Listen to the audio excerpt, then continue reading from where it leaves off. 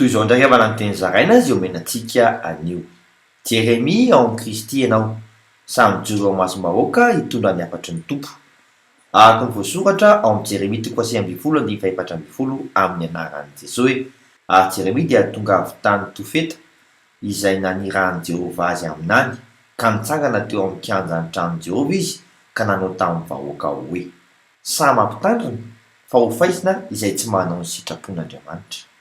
Araka ny ao amin'ny Jeremia 9:1-12 amin'ny anaran'i Jesosy hoe: koa amin'izany lazao amin'ny Joda sy ny mponina eto Jerosalema hoe izao ny lazain'i Jehovah: indro izao mamorona loza hiatra aminareo ary mihevitra izay hamelezako anareo, koa samy miala amin'ny lalana ratsy avy ianareo ary ataovy tsara ny lalànareo sy ny ataonareo. Aleo misoroka e! Vavaka isika ray eo, omeo hery aho mba hananako fahasahiana hilaza ny afatrao. Amin'ny anaran'i Jesosy Kristy velona avy any Nazareta. Amen. Mandrapeona tompoko.